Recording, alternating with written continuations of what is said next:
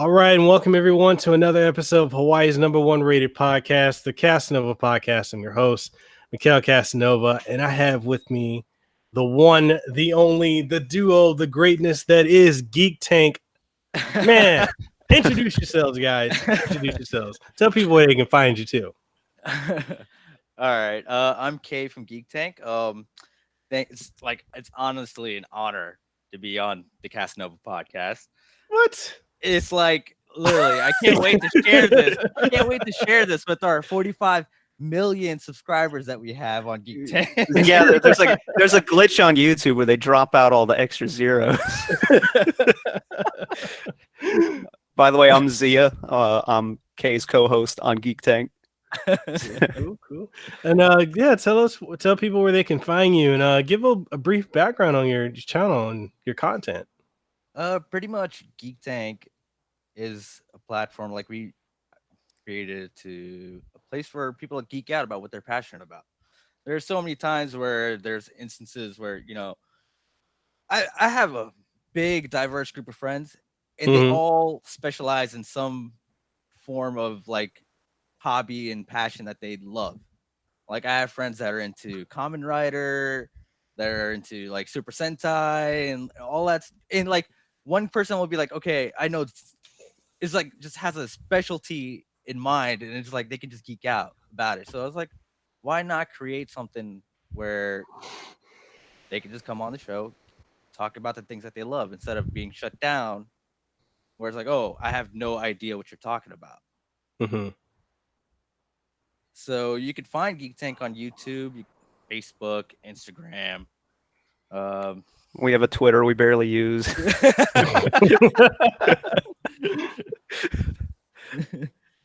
But ultimately, yeah, in like the name Geek Tank, it was just like a play on think tank. It was like, okay, we'll create a community for geeks, or and geek out about shit.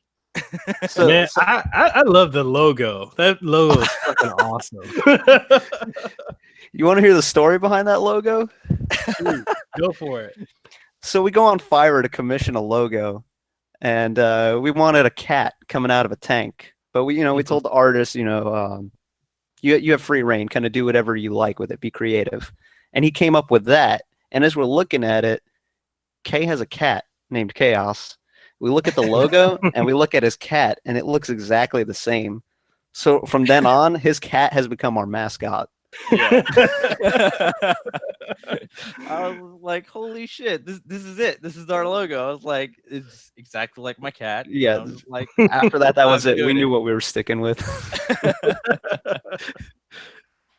Oh man, but yeah, go ahead and give us a background on the both of you guys, like where you're from, like how you guys got together, how this came to be. Like, don't be shy. You got millions of fans, man. Come on, I know. Yeah, I can't wait. So originally, we're both from New York. I moved down here in 2004, and Kay, I think you moved down here earlier, right? Well, I was born in Pakistan, moved to New York at like the age of 4, and from there moved to Florida, Orlando in 2000.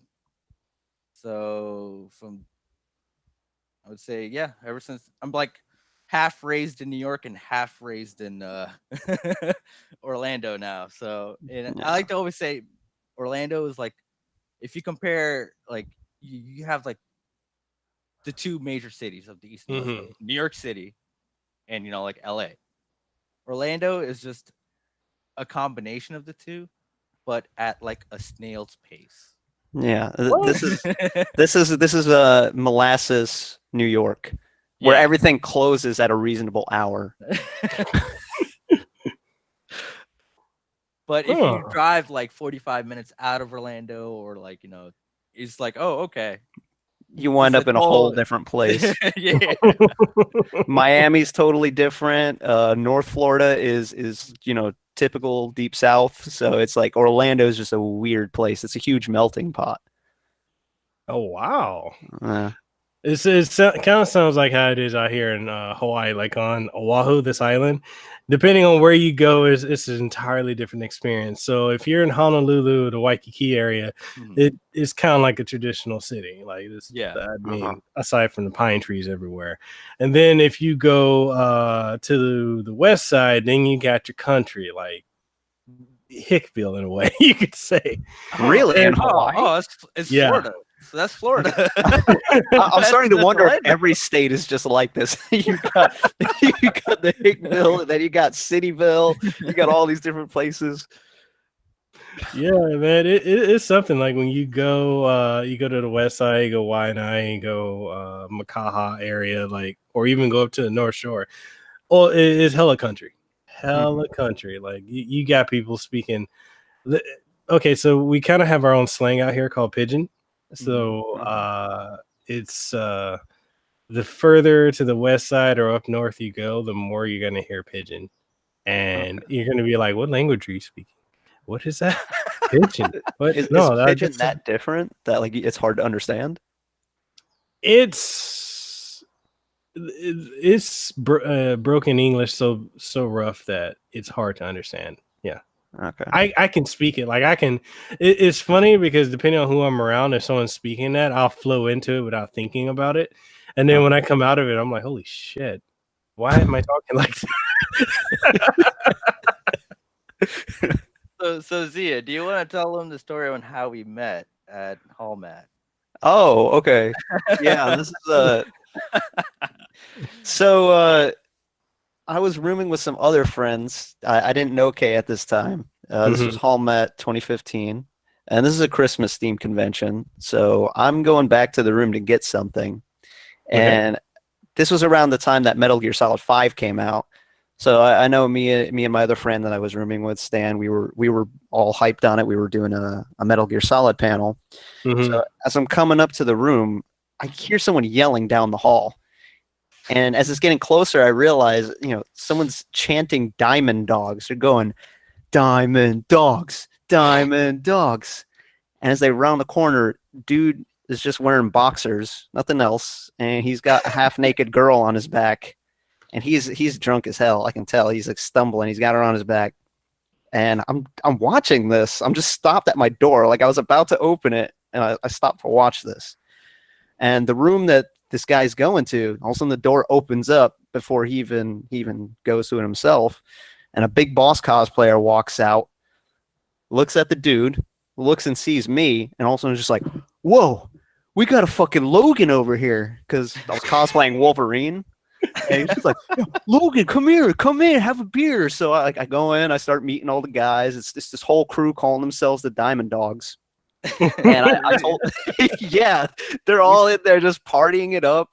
Oh God, the second I walked in front of that doorway, you could smell the booze in there. Like they were all gone. And I was like, oh, you guys seem like a lot of fun. Come to my Metal Gear Solid panel later tonight. So they ended up coming. Kay was one of them. We ended up chilling the whole night while the party's going on.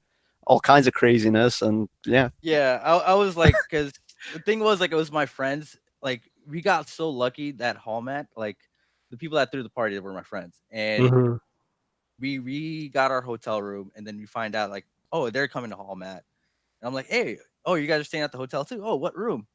They literally got the room right next to us.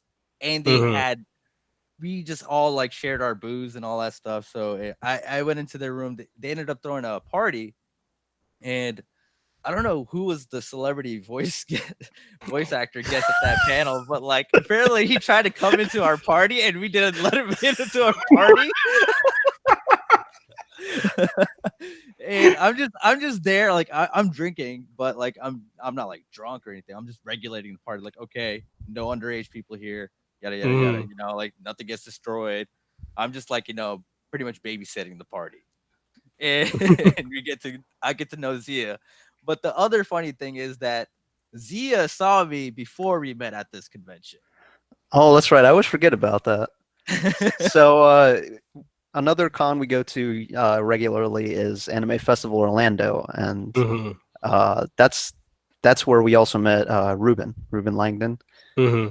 So he hosts a panel there. his it's gone by different names in the past, but I think recently he called it What is Reality, where he goes into a lot of metaphysical stuff. So I went to this panel because I had talked with him earlier that day about Bruce Lee philosophy, and it turned out we had a lot of the same interests. He's like, "Yeah, come to my panel." So I go, and I remember at one point, some dude in boxers, just in boxers, holding a pillow, drunk as fuck. Yeah, was that maybe my Vincent cosplay? Oh wait, no, maybe. No, okay, so I was wearing a free cosplay, Makoto. Okay. The swimming anime. You were shirtless. Let's put it that way. You were shirtless and drunk out of your mind. Dude just gets up, says something to Ruben, and then walks out of the panel. He's telling me this. Okay, you go on from here. All right, so let me tell you my side of the story of this. All right. So what really happened was I was drunk. All right. I was drunk as shit. I mean, like I go to these cons because they're pretty much vacations for me. I haven't taken vacation from my job in like 6 years. I've yet to take a vacation in 6 years. So these little outings. Are you outings, just stalking all that vacation time?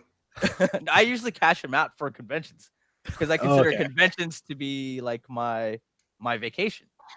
Okay. So it's like it's for my period to let loose, have drinks, meet up with friends that they're like spread apart in this state of Florida, and so I'm drunk and stuff like that. And I'm like, oh shit, this is my first AFO, and I'm like, oh shit, Dante from Devil May Cry is gonna be at AFO.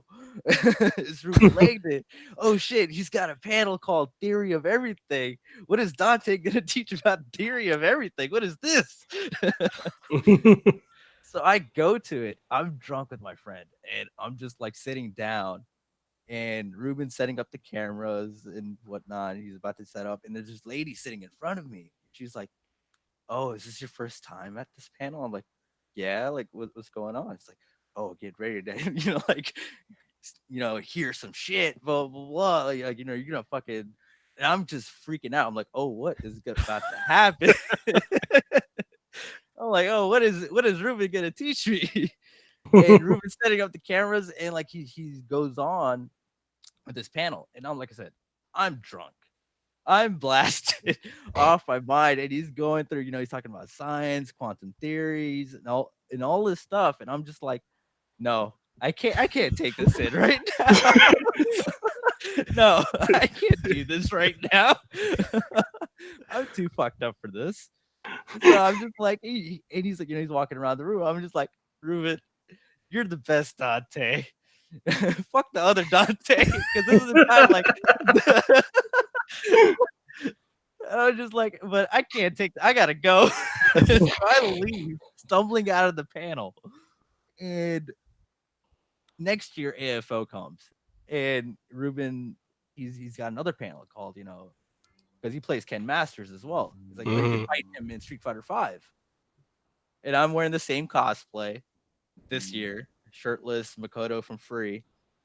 And I was like, all right, I'll play Street Fighter 5. And he remembered me. I'm like, I hope he does. Like, I'm like playing against him. I'm like, I hope he doesn't remember. He's like, hey, you were at my panel last time, weren't you? I'm like, yes. But this time I made it an effort to actually go and understand the panel, and it was a mind awakening panel. I mean, it was so good to hear, like, some of the same spiritual stuff that I ultimately believe in, like, other people do have an understanding of that stuff too. So it was like, it's good to we can dive into all that too if you want to. I mean, I'm all for it. So continue. Sorry for interrupting. But yeah, it was just like a mind-changing panel. Like, ever since that AFO, I was just like, wow, I have this new perspective on life and whatnot. Always, have a positive look to everything. Try. I mean, obviously, you're gonna have bad days and whatnot, but trying to channel it in a positive manner. And like, that panel was grateful and then taught me how to do that and to look at things in certain different lights. But yeah, what do you want to dive into about it? I mean, we can dive into like even that. So like the panel, like what was that experience like for you guys? Like some of your takeaways from it. So for me, I've always had an interest in philosophy and kind of figuring out the bigger picture of reality. Mm-hmm. So for me, when I had that initial conversation with Ruben, because I went to him as a Devil May Cry fan. I didn't realize he was into all this stuff until I started talking with him about it. So when Mm-hmm. I went to that panel and saw like, oh, there are other people that take this kind of stuff seriously. Um, for me, that was kind of just like a comfort, kind of let loose and delve into this stuff more. Like I remember after that, I really started hitting the books hard, reading a lot of things from typical Western philosophy to Eastern, such as Tao Te Ching. Anything I could get my hands on regarding Buddhism and Zen Buddhism. Mm-hmm. Started diving into the Western mystery traditions, like occult related stuff, which is not anything demonic. I can promise you that. So I started kind of, I really went down the rabbit hole, so to speak, after Ruben's panel. How far down the rabbit hole? Far, far enough that for a long time I was kind of just caught in thought loops of trying to figure the answer out before you kind of realize, like, wait, this is futile. That is the answer. It's something that's like water. You can keep trying to grasp it, but it keeps escaping your grasp every time you have it. It's like you kind of have to just like stop and laugh. Like, wait, we all know the answer, but Yeah. it's like once you get it, it's gone. And you're just like, fuck. No, I mean, yeah, like for me, it was just like, because he in his panel, like, he talks about time travel and all, like how the thing about like how time is perceived to some people and how it sort of is. And I talked to him about my personal experience of like where it felt like I had like this deja vu moment where it actually Mhm. felt like I time traveled. And like me explaining it to someone, it would just sound crazy. But me explaining it to Ruben, he's just like, yeah, man, that's like just just like accepting of it. I was just like, holy shit, he understands it. He's not like calling me crazy or anything like that. Yeah, he very much is a non-judgmental person. He's probably as far as people I know personally, he's the most Zen person I can think of, which is Yeah. why he's so cool to hang out with, to talk with. A lot of people I think go to him seeing, oh yeah, it's Dante from Devil May Cry, but those that don't look past that and see the guy that's right in front of them are really missing out, because as far as a person to look up to spiritually, like he is that. He's a spiritual role model. I would say like for a lot of the things that Ruben has spoken about, and he and I have talked offline about a lot of different things, and it's like I'll bring up something to him like, hey, like case in point, like with stuff that's propaganda or stuff that's spiritual. I'd be like, hey, what do you think of this? And he's like, well, what are you taking from it? And then I'd be like, man, stop with that Bruce Lee. Well, that's what's great about him, is he's not telling you what to think, because literally no one can tell you. It's ultimately what you're going to take from something. Yeah. And it's just I'll say this, and this is probably it may piss off some of the other voice actors I've had on before, but it is what it is. I've had experiences with from July of last year to now where I've been interviewing, falling into this niche of interviewing voice actors. And I've found a lot of them that I've been fans of for years to be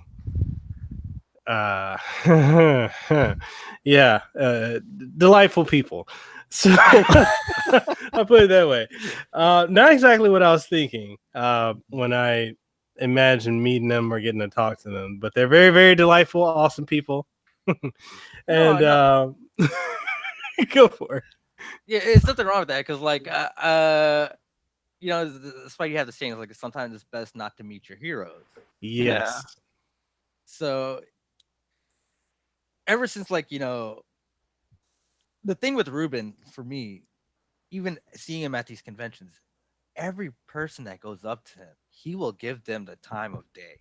Yeah. And he will be positive. And it's just like, whoa, like he will validate each and every single human being there is. Like he'll be walking to a panel and people will stop him and he'll be like, all right, fuck it. I'm gonna talk to you for 20 minutes now. Like Yeah. And it's just like, holy shit. And I'm just like, how do you have the energy for this stuff? Yeah. Where's your chakra or whatever? Like where are you channeling this from? Like it's like I need this. And it just pushes me forward to be like a better person when I see that stuff. Yeah, because I know, like, when I was going into, I'll say this, when I was going into interviewing him, there was a part of me that was like, man, I can't believe I'm getting to interview Dante or Ken Masters. And I was hyped about that. But then thinking about my experiences with meeting other voice actors, where it comes down to when you talk to them, I think a lot of them are well-meaning, good people.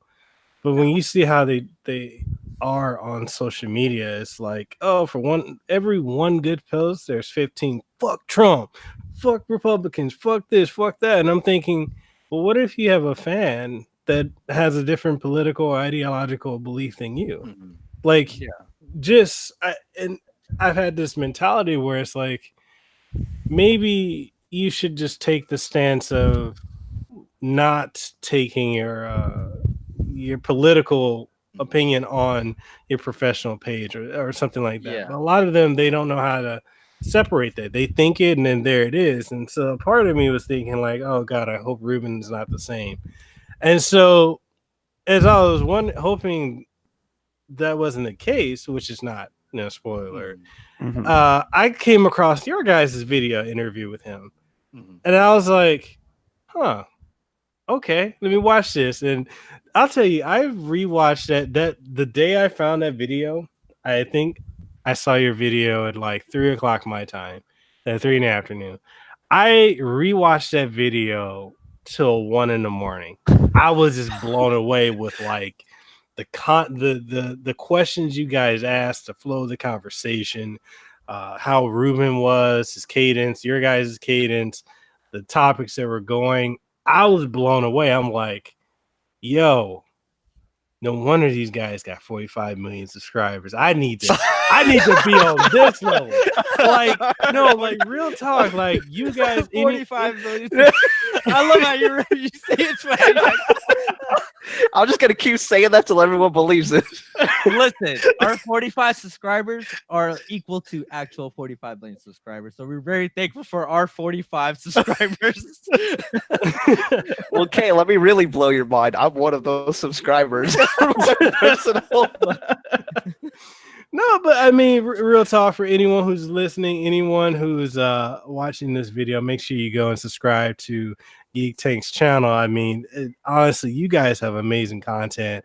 I'm a big fan. Like from seeing that interview was a gateway to show me you guys have such great content, like outside of just that one interview. And I'm over here like, man, why are you guys not bigger? Like the stuff you're putting out is original, it's refreshing. It's better than all this clickbait bullshit that we see all the time on YouTube. Yeah. And I appreciate what you guys do. Dude, like I said, we are totally humbled to be on your show. Exactly. We were just like, what? He wants to interview us? We only have 45 million subscribers. Like, why does he want to interview us? What? Yeah, I remember too. I just randomly messaged you guys. I was like, hey, can I interview you guys? Like, and there was that delay, like, yeah. Well, yeah, because we were just so surprised by it. Surprised in a good way, of course. Because like I've been watching your content too, and your interview with Ruben was also great. Your interview with Nick was great. That was a surpriser too, because I didn't realize he was willing to go down the rabbit hole.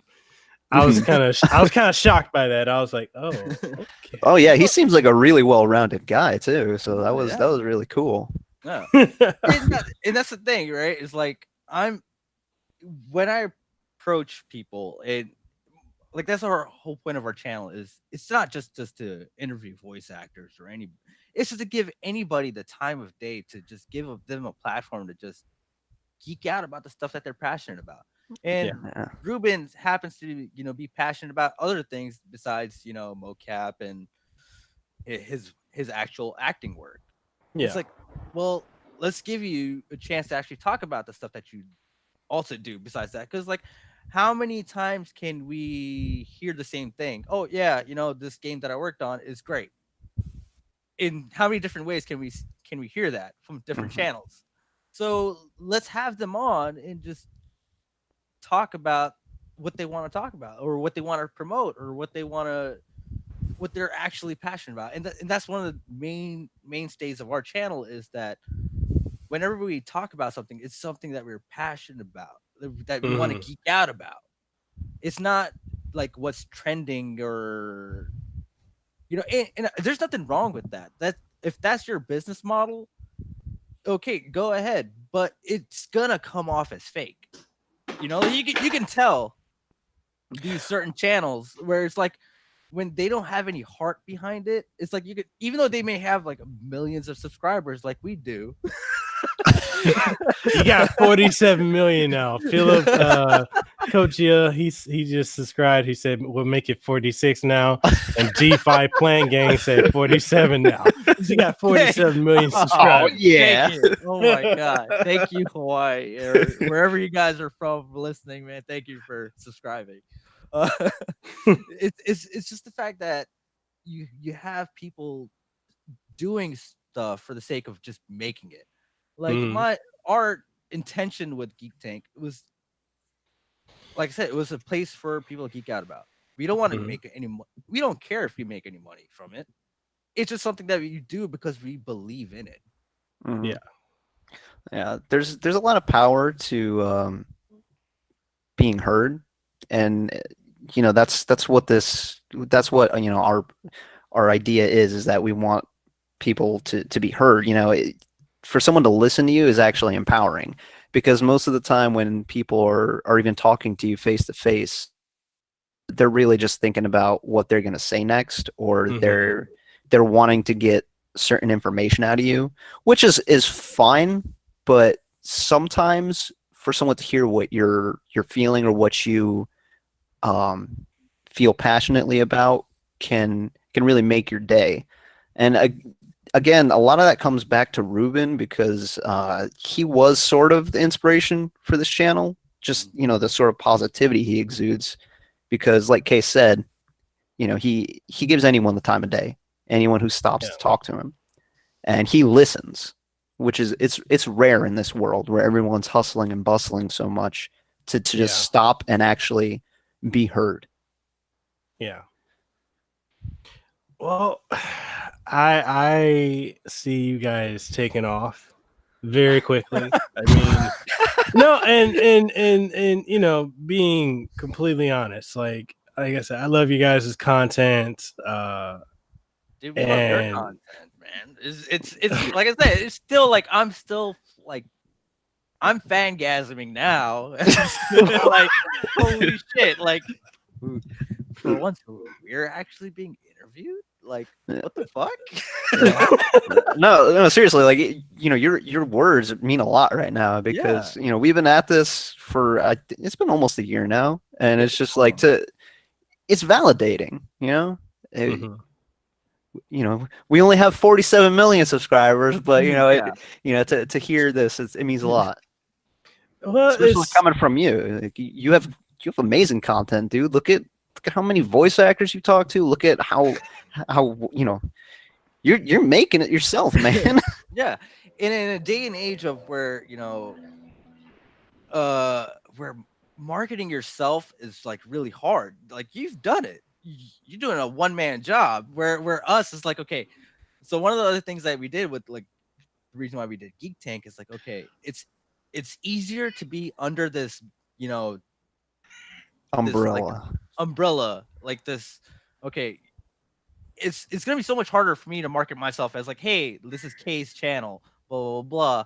Watch this. Whereas this is like, okay, we have like a company or something like Geek Tank. It's like, oh, we're under this guise or this company. It's like, okay, so anybody can be part of it. It's not just like, where I don't know, like, you know where I'm Dude, coming go. from, I know. like, I yeah. know what you're talking about. But don't say, dude. Whatever you're thinking, just brain dump it. That's I'm all just I trying to do. find I'm just trying to find words for it where it's like it's so much harder to just solely promote yourself as in comparison to a team where in one of my main inspirations for that kind of is like how I'm a big movie buff. I love to see. Mhm. Okay, so in order to make a movie, you have a writer, script writer, you have camera guys, you have lighting guys, you have actors, you have a director that's got to put. So it's always like a collaborative effort. Like I've never been like a solo person to go out solo. Like I have social anxiety. I I'm camera shy. Like when we first started, we were using our phones and just like lavalier mic that plugs into our phone. Mhm. But I had this passion. Like I was like, man, I've always wanted to do something like this. I wanted to create a place for my friends. I wanted to create a place for people. Just hey, just come on and just talk about whatever you like. And that's honestly, that's all it takes. Yeah. That's all it takes is to Yeah. have that desire to Yeah. uh to want to create something new. Like with case in point, like with me, I've only been interviewing voice actors since July of last year, and I fell into that because before I did that, I had this podcast which I started in December of 2017, and the reason I created it, one of my former friends and we were doing a podcast in 2017 until we fell out, and then I hated it because he only wanted to talk about what he wanted to talk about, and he never cared about like Yeah. talking about anything else. And I was like, okay, well, fine, I'll do my own. So I did my own pilot episode. I initially called it Cast Speaks, and I just rambled for an hour, and people were like, yo, I dig it. It's like, okay, I'll use Audacity and record something else, and I did it again, and then people loved the second episode. So it started off with me just talking, just rambling about different things, and then I started talking to other content creators, and then I ran into the reality of the same thing with other YouTubers, like the ones I looked up to or I enjoyed. I found out that they weren't the person they portrayed themselves to be, and I was like, that's disappointing. And ran into, and this is gonna segue, but as I was trying to get more YouTubers on that I was a fan of, like gaming YouTubers, because I'm a big gamer. I'm a geek. Mm-hmm. So then I started running into, oh, you don't have enough subscribers for me to collab with or come on your show. So I ran into that with a lot of them who have a certain persona in that they put on camera. So I was like, okay, that's disheartening. So I shifted gears from YouTube gaming to YouTube politics. So then that's how I befriended Amazing Lucas, and then I had people from Turning Point USA like Brandon Tatum and Hotep Jesus, the guy, the Starbucks coffee guy.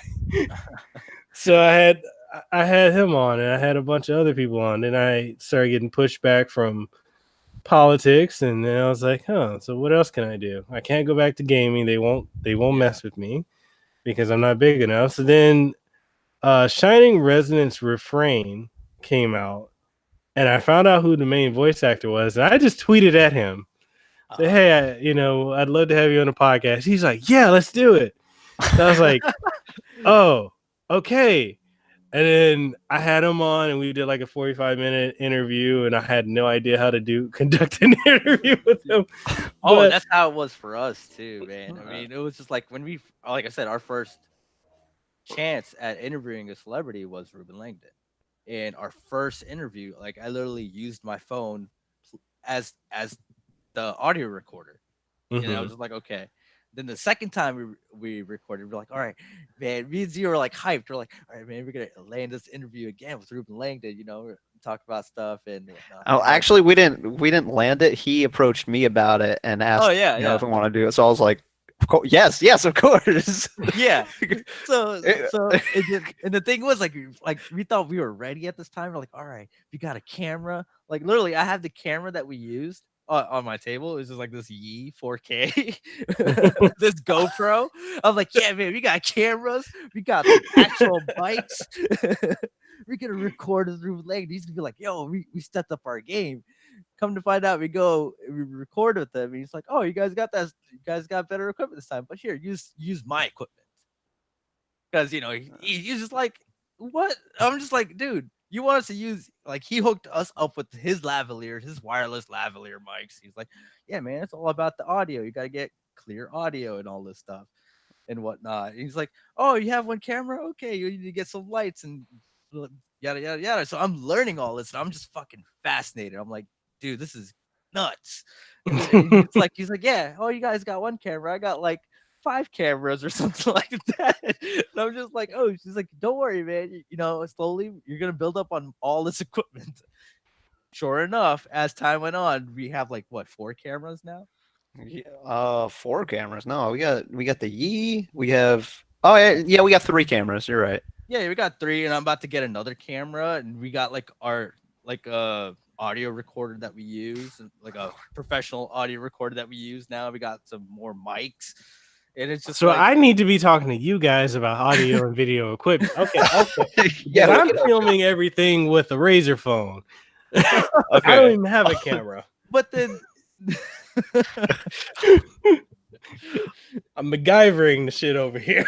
dude, that's what I've been doing. Like, and that's the thing. That's the beauty of doing content creation is that like you're just learning on the go. New things are always going to be coming out. It's not something like you can just keep up with. Technology is always going to be advancing. Right. And You also eventually have to just put something out there because you gotta start learning somewhere, and there's not gonna be any I've prepped for it all, now I'm gonna be ready to go and everything's gonna be perfect. It's something that just you improve as you go, both in technique and tech. Yeah. Like I had no experience in editing videos until I did the interview with Ruben, like the first interview, and I'm just like, we didn't even record a video with him. I was just like, hey man, like I want to make a video to go along with the audio. Like, is it possible to use like all the clips that are on your channel? And he was like, go for it. Use everything you got. I'm just like, okay. And this is my first time editing a video, so I'm just like editing footage after footage to kind of time with what's going. Like, obviously, I don't want just like like a static image or anything like that. So I'm just like, okay, let me just have like clips or whatnot that sort of go with what we're talking about. It's like, okay. And I'm just like, it took me like 2 weeks. I'm just like, and I'm just like, man, Ruben's gonna hate us or whatever because we're taking so long with this fucking video. But then he was okay with it because he like I said, the guy gave us our 47 million subscribers now. It's like he knows that we're coming up, but yet he still gives us the chance to interview. Like I'm so grateful for that, and like I said, I'm grateful for you interviewing us. It's still like what the fuck? what am I doing that I landed this? I mean, and that's one of the things like I love about Ruben. He's always about giving back. Yeah. That spirit of giving and trying to help others. I resonate with it so strongly. No, straight up. I mean, like our first interview, it was like he's always telling us, he's like, it's so easy to get caught up in the negative spiral, but then it's like, it's also about what you put out is what you're going to get back eventually. And it's just all a matter of perspective. Yeah, definitely is. And have you guys considered doing a podcast? Oh yeah, that was actually that's actually something we've been trying to do for a long time is get our Podbean up. It's just we have everything ready to go. It's just we haven't done it yet because it's constantly busy. And then it's like when you finally have time to do it, you're just like, oh, I'm tired. I don't want to. You sound like me. I'm sitting on like 7 podcasts I need to edit. And every time I get home from work, I'm like, yeah, I'm going to not do that right now. Yeah. The 9 to 5 life is tough. Yeah, I mean, it's crazy. Like, even though this has been like challenging and learning, like every day, every time we shoot an episode, it's a learning experience for us. It's that it's hard to find time where it's like you have your 9 to 5, Mhm. then we go to the gym. Then it's like, okay, by the time I get home, it's like already like 10 o'clock. Then okay, I gotta take a shower, eat, go to sleep, or find what little time I can work on this and to market yourself to get more subscribers. Or it's a challenging process. It's an exhausting process. Yeah. Mhm. So kudos to anyone that does like, like, for example, you, like, kudos to you for doing what you're doing, because it's great. It's No, it's not, because I'm not hitting the gym. My ass is getting fat. What are you talking about? it's not, no, it's not being fat. It's called the perma bulk. I've been on the perma bulk for a while now too. I'm getting back into it again. Something that we do at AFO too is that we do a cosplay fitness panel, and we teach people about fitness and how to combine cosplay with that. Man, we both went into that panel bloated as fuck last year. we were both on the purple bulk. I was just like, fuck this. I work out. I can eat cookies. I love food, man. I can't help it.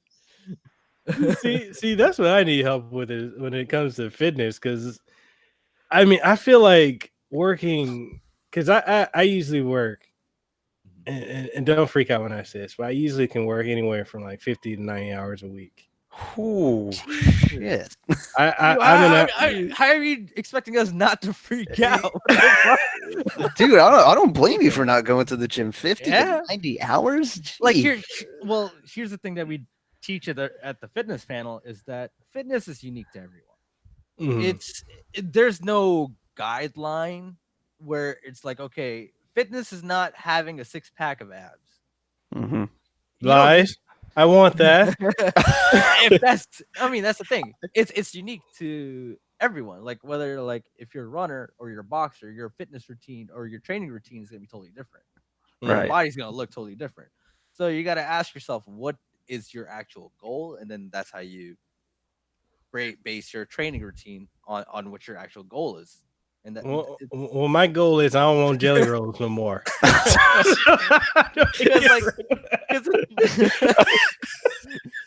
Because the thing is, like, if you're honestly, if you just want to be healthy, you don't gotta do much. Just eat healthy occasionally, walk 30 minutes or not even 20 minutes. But if your job is physically demanding as it is, that's your exercise right there. Just you really don't have to do much to be healthy. And then, like, there's always these misconceptions in fitness where it's like, okay, you need to look at like this person in this book. Or it's like, no, that's not what you're gonna look like. Even if you do their training routine, that's not what you're gonna look like. Yeah, your body will respond to different things, and also you're going to like doing certain things more than others. So it's like you want to find the right combination of what your body responds to and what you like to do, so that you actually want to keep going back to the gym. And of course, the workout is actually pretty easy in and of itself. It's just a matter of creating the habit. And then, Mhm. you take things one step at a time, you get your routine down, and then you can start making the dietary changes as necessary. And, it's like anything else, one step at a time, and then the changes start to roll in. Well, I need y'all. I should hire you guys as my personal trainers, because I'm over here when I get home from work. So usually I start work at 8 o'clock in the morning, but I usually leave home at 6.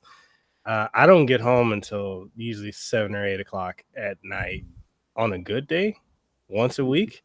Other nights it may be longer. Sometimes I get home at like Well, 9. well, that's the thing, right? It's at our panel, like I tell people, like, oh, you want to look like Chris Evans or Hugh Jackman? Guess what? They have someone cooking their food. They have someone on their ass every single hour of the day watching their physique. You guys don't have that luxury. You guys don't have that. That's their job. Yeah, their That's job is to look good for the movie. so no. I'm sorry to say, you're not gonna look like Chris Evans. Even if you do the training routine, you're still not gonna look like Chris Evans because genetics plays a role into this. Your muscles are placed when you work out. Like everyone has a different uh placement and like the way their muscles look. It's due to genetics as well. So I mean, you could look at people with the same body fat percentage, and you could see like, okay, that person's abs looks a little bit different compared to this person's abs. Why? That's due to genetics. I'm sorry, you're not gonna have the exact abs as Chris Evans. Mm-hmm. Well, even then, ignoring the genetic part of it, Yeah. it's also a matter of people having unrealistic standards because we see this in the media. We see actors like Hugh Jackman, Chris Evans, so on and so forth, looking so amazing, but people don't usually realize that they get up every morning, they're hitting the gym, like you said, they have someone making their dietary plan. That sort of lifestyle is not for the average Joe, the guy that has to go to work at 9 to 5 or later, like your case. So there's a point where you kind of have to let go of those images and then appreciate what you can do. So it's like if you can only do half an hour every day, then whatever results come from that half hour of whatever you're doing, you should be absolutely proud of because you actually did it. Despite all the difficulties and obstacles in your way. But it's difficult to sort of find that right time slot and routine for it's like you have to look at it like an art is what you have to look at fitness like, because it's a lot of experimentation, a lot of trial and error. You'll try certain things, see how it works after X amount of weeks, and then you'll record your results, and then you'll try something new, and it's just a constant rinse and repeat. And it's a lifestyle. It's not like a one-time thing. It's just something. It's a change you incorporate over for the rest of your life. Okay, like one of the things I guess for me, when I go to the gym, I don't normally know what I need to do. What I was doing last year, and it worked tremendously, but I fell off of it. So I want to say I started in October of 2017 all the way up until maybe October, November of last year. So I was doing intermittent fasting. Mm-hmm. I was doing HIIT workouts. I was lifting. I was doing a lot of. I wasn't running. I would do a lot of walking, like I'd hit a treadmill full incline for 30 minutes. I hate running. I can't do running, but I would do that, and I cut like the fat was just melting off of me, and I got not cut, but I was in decent shape. And I was like, man, I'm happy with this. Then I got sick. Yeah, I was out. I think I was out from work for like a week, and then then coming off of being sick, then I had my wisdom teeth pulled. Oh, man, that I couldn't eat. And I had to deal with that for like a week. And then after that, so I think this all happened in November. Yeah. So after that, I kind of just fell off. And I feel like all that weight I lost, I've gained it all back, maybe a little bit more. Mm-hmm. And I at times I'm sitting here, I'm like, I want to lose the weight, but I don't know what to do. Like, how do I maintain that strictness? It is mainly to be honest with yourself. Honesty plays a big role into that, and it's just like, okay, you have to be true to yourself and kind of like, okay, yeah, I ate a salad, but I added dressing on it. I added cheese to it. I added croutons to it. Is this salad actually good anymore for me? Like, or like honesty plays a big role into that, and it's just consistency. It's okay to fall off the wagon. Like Yeah. the thing is, like everyone's gonna have to work at their own pace. It's not a competition. Mhm. Like as we're led to believe in this world, it's like everything is big competition. I need to get over on this person or this person. No, you don't. You work at your own pace. Don't you know in like I try to believe to live for the now. Mhm. Yeah, so try to go with the flow. It's just making that effort of just stepping into the gym. Just Mhm. walk through the door. If so happens that you walk through the door of the gym and you just leave, okay, that's fine. That's your first daily step. Okay. Then from there, okay, I'll maybe do one exercise and then go. And just start building up. Because like there are days like when we first started Geek Tank, Mhm. I think up until 8 months, I didn't work out. I lost all my gains. I lost everything. I got fat. I'm still am, and it was just like I was just like, fuck, man.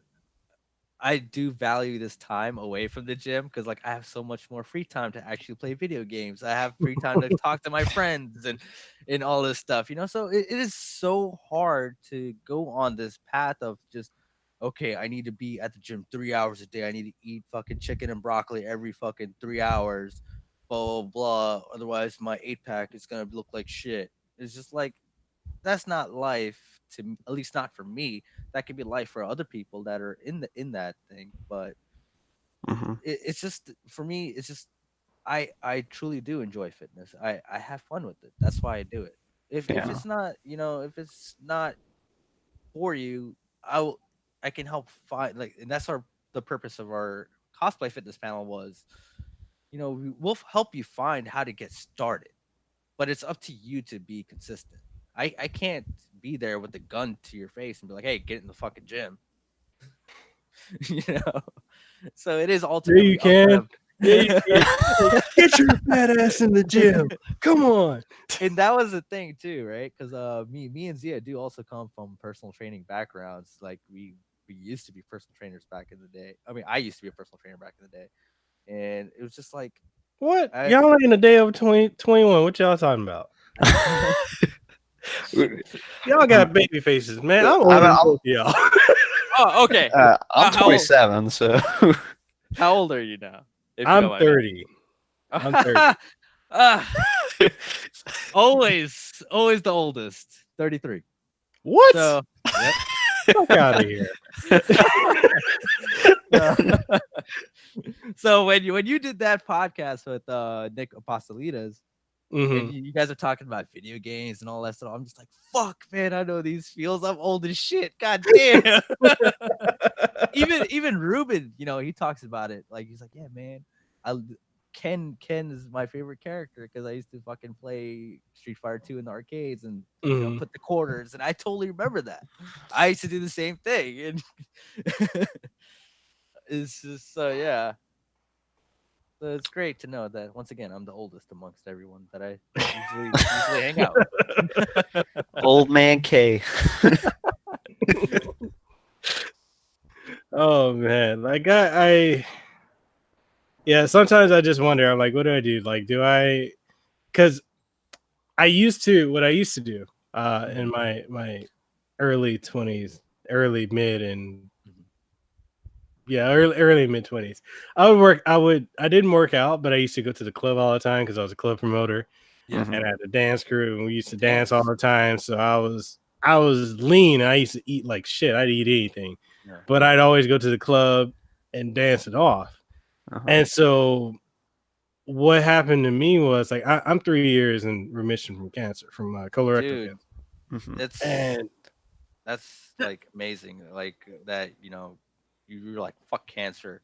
Like, and that's one of the other things too. Like, I'm sorry to interrupt your story. It was like no, no, no, in no. the Nick Apostolitas, episode that you did, and you talk about that positive attitude that you got with Ruben, and like I truly believe in that like it does has an effect on your health as well. Obviously, you're not just gonna defeat cancer with just positive attitude, but in a sense, along with the positive attitude and the treatments, the proper treatments and whatnot, like it does have a true effect. Like Yeah. having a positive mental perspective on things, like truly does have an effect on you, on your physicality, Yeah. on your health. But I will say this though, trying to get my body back after treatment. Fuck. It's something because it's like I don't know how to get back to where I was. Like when I was like I had a size 30 waist and I was skinny and I had the skinny jeans and all that shit. Like I don't know how to get back to that because now I'm over here like I look in the mirror, I'm like, yeah, just turn the other way. No, like, well, that's the thing, right? It's like we are our own harshest critic, and we usually, as a person, like you're gonna judge yourself more harshly than other people see you. Mm-hmm. And with fitness, you have this you're always thrust with these like societal standards wherever you go. It's like, okay, well, like even in our panel, like we look at it like, dude, if you go into a shopping aisle and you just pick up a magazine, you see them advertising a watch in the most obscene, like insane way possible. So it's like a guy wearing a watch and he's like laying like this or something and just showing his abs, and it's like, dude, it's a fucking picture. It's supposed to advertise the watch. I don't care about your abs. And then it's like you're always force fed this standard of like, okay, that's what a guy should look like, or that's what a female should look like, and it's just like, no, just have fun with what you have, and just be yourself. Yeah.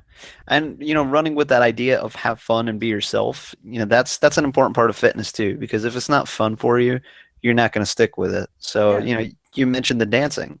If that's something you like to do, that right there is a perfectly acceptable fitness route. Dancing is a hell of a workout. So, And I always say, like, there's no like perfect fitness or fitness routine. There's no such thing. But in a term of like, what, athletically, I consider dancers to be the most athletically, like, of the peak of fitness, because Mm-hmm. they employ flexibility, they employ speed, they employ strength, they employ all aspects of fitness into like in dancing. mhm. It plays an important role. Anything that uses your body like that, really, because your body is the one true standard of fitness, because you take that with you everywhere. That's the only thing that's going to follow you around.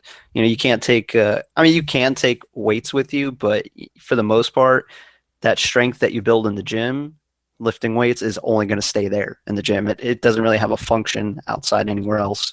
Even if you go lift a box, for instance, it's not going to be the same as curling a curl bar. It's always going to be different. Well, you got to help me get rid of these rolls. Well, I will say this. I have, for the last 3 months, I have been consistent with cooking at home and not eating out. The one time I did eat out was last night because my wife got off really late. So we had Wendy's, but that was the only fast food I've had in 3 months. And I have noticed, like, cooking at home, like, meats and veggies, like, physically I feel better. I sleep better. My mood is better. Because I've noticed, like, when I eat fast food, everything feels off. And I'm not sure if it's due to preservatives or whatever is in it. It's, in a sense, it's also because, I would say it's most fast food and stuff that you buy that's readily available to eat. That's just like, that doesn't take time and effort to make, or that's, I don't want to get like on the organic thing or whatnot. But Go like, for it. You know you want to. no, it's just like since it's so readily Educate available. me, man. I want to learn. The audience wants to know. No, I'm just saying, like, it takes time and effort to cook, right? Mm-hmm. So you're obviously, it takes some energy to cook food. Then you eat that food, so you're gonna get tired quicker as well, and it's not gonna be like the food that you make is not gonna it's gonna be more filling than food that's just readily available. Where it's like, okay, you didn't expend any energy to or any effort into making this, so I could eat more of it, Mm-hmm. and it's still not satisfying enough. So I need to eat more of this readily available stuff. It's just like, and then all of a sudden, it's like you end up ballooning up. Oh. I'm gonna give a simpler answer than Kay. Yeah, Basically, the problem with fast food is it's high caloric content, low yeah, nutritional. yeah, You have no clue what goes into it. I don't think any of us really do. They could be putting God knows whatever into your fast food, but when you're cooking at home, you know exactly what you're getting. One of the things I do is like if I'm gonna buy something from the store, I take a look at the ingredients label, and if I see shit I can't understand on there, I'm just like, I probably shouldn't be eating this. But it's really just it's the common sense kind of stuff. You balance everything. You get some fruits in, you get some veggies, healthy grains. Healthy amount of meats. You don't want to go overboard, but yeah. cut out junk food, and that's nutrition in a nutshell. It's not as hard as people make it out to be. Yeah. You know, And it's okay to enjoy ice cream or right? like everyone, as long It's one of my main things also is never to go to in anything in life, never take it to the extreme. Even with yeah, fitness, even with your diet, like it's okay to fuck it, man. I mean, like right after the fitness panels that we do at AFO, I tell them like I'm going to Popeyes. That's right across the street, and I'm gonna fucking eat as much fried chicken as I want because I love fried chicken. yeah. Moderation's the key in everything, and you even Yeah, have to have moderation for your moderation. So it's like, yeah, slack off sometimes, cut loose, have a little fun because life is too short. If you're being too strict with either your diet or your workout routine, you're gonna fall off it because you're gonna make yourself sick of it. and you're So, just gonna become miserable, and it's like why live that life? mhm. True. All Even right. all those even those actors, they tell you it's like, man, this is the most grueling, fucking miserable time I've had. Getting in shape for this is like it's the most miserable time of my life, but fuck it, it's my job. I gotta do it. I remember what's the rest of Goldberg when he came Mm. back in 2016, and when he was saying that he feels miserable and all that, and the fans are getting mad at him, he said to get that look I had in the 2000s and the late 90s, he's like, that's work to look like that. He said, especially at 50. Yeah. Yeah, it gets a hell of a lot harder as you get older. So anyone that can do that, they deserve mad respect for that. So what is your guys I know you wanted to touch on, you started to talk about the organic stuff and you're like, I don't want to go there. Oh, We're going oh. there. No, I don't have anything against organic or anything like that.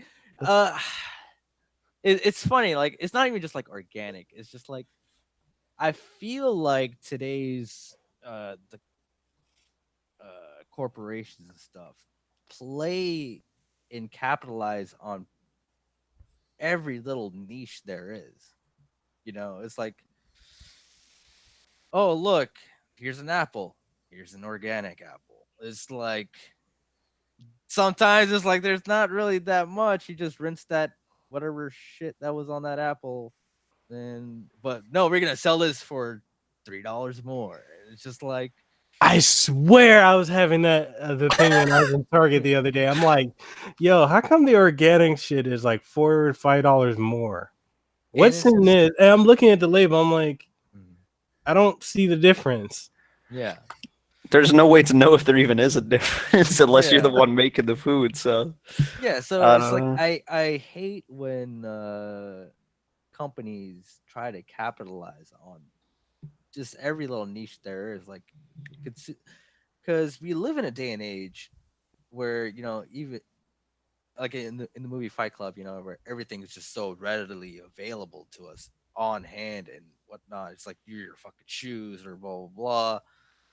Like we're force fed these things that we need to buy, and it's just like, hey, and it's like these companies just kind of cash in on other people's like identity in a sense. They Mhm. just play up on like, oh, you're a fucking Attack on Titan geek, blah blah. Get this jacket, which is like, it's just like, what happened to the times where it's like, and I have nothing against like technology or anything, but there used to be a time where it's like, um, the stuff wasn't just force fed into you. Like, I didn't need to buy something to be a fan of something. Mhm. So but it's like the way it's just like every little thing there is like there needs to be like, oh, you need to buy from this if you want to show your love for this, blah blah. You need to buy from this. It's just like, no, I can be a fan of it. I don't need to buy it. Or like, how are you making, like, we had this interview with Rhythm Bastard, right? It's just Mhm. like, he's like, how the fuck is Star Wars gonna put a Ray on a bag of lettuce? From Star, it's like, how are you gonna advertise lettuce with Star Wars? It's like, so now I can't get regular lettuce to show my appreciation for Star Wars. I need to get Star Wars lettuce. Yeah, man, you gotta grow your force powers. So, Oh god. You gotta get the Kylo Ren version too. So it's like if you want to be a dark Sith, you can go that route. Eat that lettuce. No, wait. The dark Jedi should be the tomatoes because it's red, and then green for regular Jedi. and that's a like a funny debate with fans too, right? It's like, how are you an actual fan of this media, blah blah, when you don't own this? Like, I have this. Yeah, You don't Kay, own it. You're not an actual fan. how are you a real Devil May Cry 5 fan when you don't have the deluxe edition? It's just like, and so there's always those silly fights I see online and stuff too. It's just kind of like, oh, well, how are you a fan if you don't have this so and so from 1960? Blah blah. It's like, what the fuck, man? Like, I wasn't born then. Maybe I'm still a fan of this. Well, that's more like the collector culture that you're talking Yeah, about. yeah. But bringing it back to the food and the organic stuff, Mhm. I'm always reminded of a quote, and I can't remember who said it, but it's eat well, sleep well, die anyway. So, I mean, I'm not saying don't take care of your body. I tell everyone that. And again, Kay and I both have personal trainer certifications, but don't make it so extreme that you forget to live. Mhm. Because the whole point is that we eat to live, not live to eat.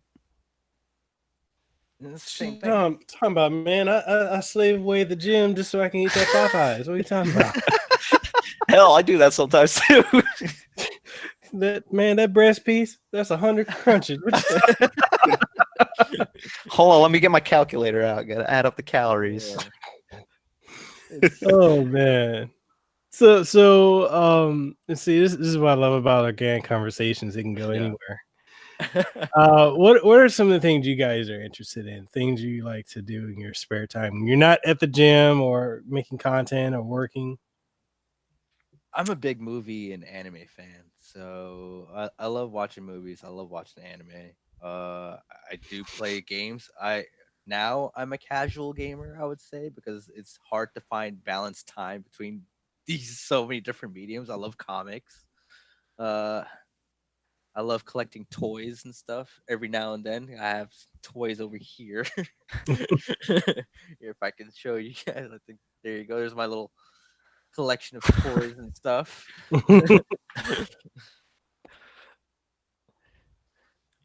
Um, Me, like Kay, I'm into a lot of the same things, comics and anime, video games. Mostly these days, like I kind of just game and read, and I'm also a writer, trying to figure out how to make money with that, so I can do that full time. But in the meantime, just slaving away at the 9 to 5, and also doing the podcast on the side and trying to enjoy life. Okay. And Okay. then yeah. So one thing about Zia being a writer, if you go on our page and if we see something well written, that's that's usually him. This is coming from someone who never went to college. If we see something that's like just short and to the point and it's like with really bad grammar, it's usually me who wrote that. just to clarify. And it has a lot of ellipses in it. You know, the Yeah. dot, dot, dot, dot, dot. I usually do that's why- A lot of times I'm like, "Okay, you could just use a comma." like no, I like this better. I like to do my dramatic pauses. This is how you know I watch a lot of anime. Oh man. Okay, so all right, so we got comics, we got podcasting, we got games and movies and whatnot. So like what's a typical day like for each of you guys? Like on an average. Oof. Okay. Well, we See, work and together. that's the hardest question I had to throw at you. So we actually work together. So we see each other from 9 to 5 at work, and then we see each other from 5:30 to 7:30 at the gym, and then we go home, and then we do the same thing the next day. So the only place Usually- the only place my day differs is that when I go home, I get to writing, and then if I got a little bit of time before I go to sleep, I'll play a little game or read something, and then Yeah. For me, usually I'm at the gym a little bit later because like I slack off. I'm just like fuck. I'm always like debating. I'm just like, do I need to do this? do I need to do that Ah. extra set? Yeah. So I'm just like, oh, okay. I see that guy's using that machine. I guess I could go home. I'm not gonna wait for him. I'm always like looking for a reason to get out of the gym quick, but I end up staying later because I end up enjoying my workouts. Mhm. But also I live pretty far from where the gym is and on my job, so I get home by like 9 o'clock. And I'm like, okay, got a shower, got to cook something to eat. And then by the time it's like, oh, it's bedtime. But usually when we're at work, we're usually coming up with topics for what we're going to talk about on this week's episode or what are we going to do this week. And it's just like literally like whenever we do an episode, we rarely do we have a script. Sometimes it's like 30 minutes prior to shooting the episodes, we come up with a topic. We're like, all right, fuck it, we're talking about this. Let's go. I thought I was the only one that did that.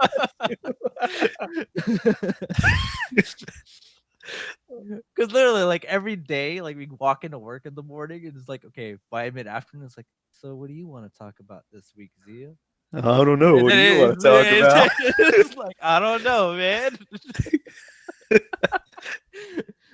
If we already have like a topic, like our board, like our whiteboard at work, and I just rate Geek Tank and topics that we might want to do. It's like we try to cross it off the list. And I'm like, do we do? Bro, we're so this? bad at procrastinating. We haven't used any of those topics since we started. This No, we podcast. did. We used like 2. We crossed like 2 off the list. There's still so many up there that are just like untouched. Yeah. It's Oh, just man. but then that's the whole thing with my mentality about, going with the flow, being in the present. Try to be focused on the present. It's like I know you should have like a future plan, but like I'm just like, oh, I'm just gonna wing it. It's like, fuck it. And those are some of the best episodes. It's like, when you just wing it and you just go with the organicness of it. Uh-huh. And that's one of the things that I love about your channel too, man. I mean, because you follow the same suite, like like you just go with it. And the reason I do that is because I don't hardly have time for anything. Over here, like okay, so for a majority of my podcasts or my interviews or most of the content, I'm sitting at work, zoned out doing some type of report, and I'm like, oh, okay, I can do that. Let me look that up now. Let me get on my phone when I'm not supposed to be on my phone and look this up and just say, hey, this is for research. I'm researching something for work. Yeah. Yeah. But I mean, I do my best to just have fun with it because it's a fun hobby. Like, Yeah. Exactly, and it shows. That's the main thing, right? You, in a day and age where it's just so easy to create content, how can you differ from someone? You really can't, because like everything's sort of like it's gonna line in with a certain core group or whatever. But like, how do you differ from like other podcasters or other YouTubers? And it, it's it's just it's always going to be different because it's going to be your take on the subject. The more opinions yeah, you have out in the world is going to make the world seem a better place. I think it's going to Yeah, more connect diverse, more larger. diverse, and it's like more people are going to more relate to each other. yeah, So that's one of our things. It's just like never to half-ass it. There are days where we're tired and do it, but then it's like at the end of the day, it's like we still have this burning passion to do what we love, and that is to hmm create this content that we do on YouTube. One of the problems I see now with YouTube is that you have big time celebrities coming onto YouTube and making YouTube content. What is your stance on that, if you don't mind me asking? Um,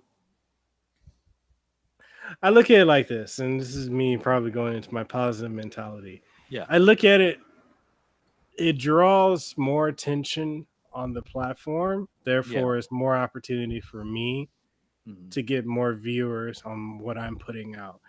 However, I do see that it's interesting that these are people that are coming from pre-established platforms that they're really Yeah. good at, and noticing that those platforms are dying off.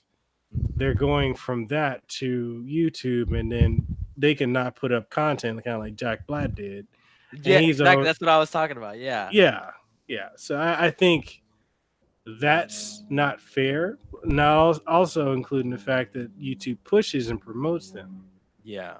So And that's one of the things that like it's hard. Like we now have 47 million subscribers. Do we literally look and spend half our whole day wondering, okay, we need to put this episode up at this time because this is when like the metrics or whatever go up.